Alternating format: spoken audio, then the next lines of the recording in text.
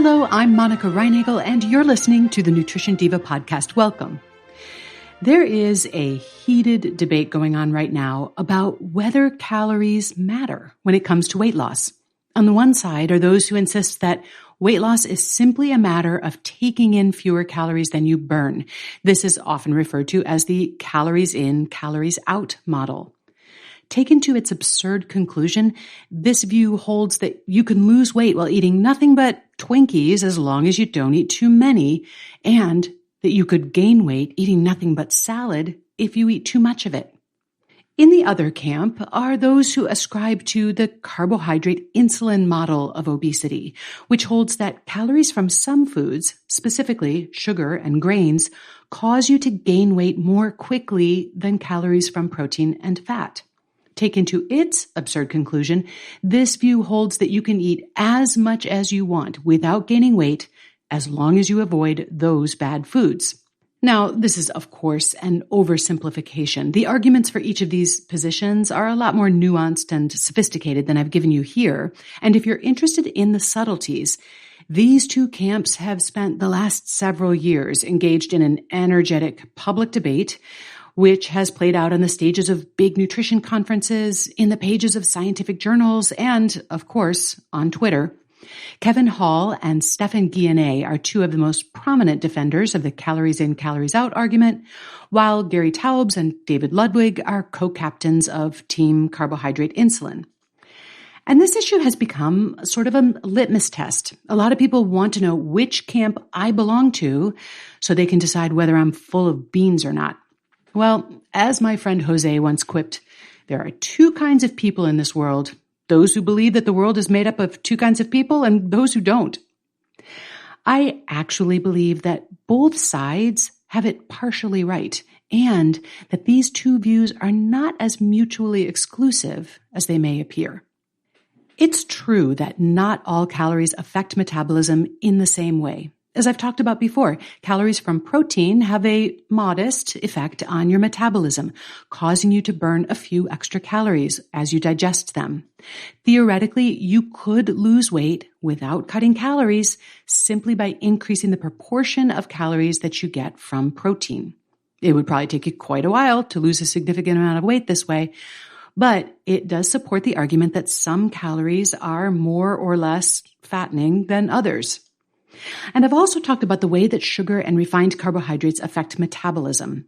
These foods are relatively rapidly converted into glucose and absorbed into the bloodstream, which triggers a cascade of hormonal effects, which, among other things, signal the body to store fat, which in turn reduces your metabolic rate. Highly processed foods also require less energy to digest, and that means that a greater proportion of the calories remain in the body after digestion. Again, this supports this view that some calories are more or less fattening than others. So those in the calories don't matter camp are probably nodding in agreement right now, while those in the calories in, calories out camp are shaking their heads in dismay. But hang on, because I'm about to turn the tables.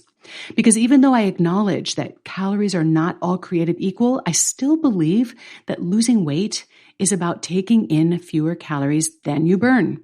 So let me explain.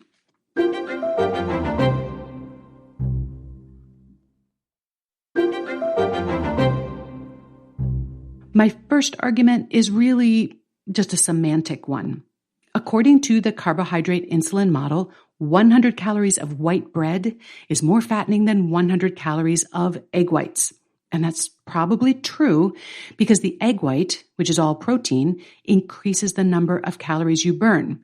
So instead of adjusting the calories in part of the equation, you've adjusted the calories out part of the equation, but it is still about manipulating that relationship so that you burn more than you take in.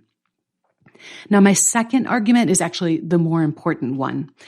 The foods that we choose do have subtle effects on our metabolism, but they have much more substantial effects on our behavior.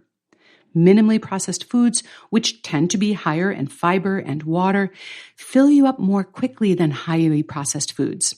And a meal or snack that's higher in protein and fat will keep you full for longer than one that's higher in refined carbohydrates. The result? Fewer calories in. So yes, the quality of the calories that you choose will have a big impact on your weight, but mostly because that has such a direct and powerful impact on the quantity you take in. And if my argument seems a little circular, it's because it is. These two theories about whether calories matter are not parallel lines that will never intersect. Rather, they are two sides of the same coin. So can't we all just get along? With apologies to George Orwell, all calories count, but some calories count more than others. And no matter where your calories come from, you will need to burn more than you take in if you want to lose weight. However, choosing whole foods and avoiding refined carbohydrates will help you burn more and make it just a bit easier to take in fewer. Do you have a nutrition question for me? You can email it to me at nutrition@quickanddirtytips.com or leave me a voicemail at 443-961-6206. And if sustainable weight loss is one of the things that you're working on, please check out the resources that we've collected at wayless.life. Nutrition Diva is a Quick and Dirty Tips podcast. It's audio engineered by Nathan Sems with script editing by Adam Cecil. Our podcast and advertising operations specialist is Morgan Christensen. Our digital operations specialist is Holly Hutchings. Our marketing and publicity assistant is Davina Tomlin. And our intern is Brendan Pika. Thanks so much for listening. Have a great week and remember to eat something good for me.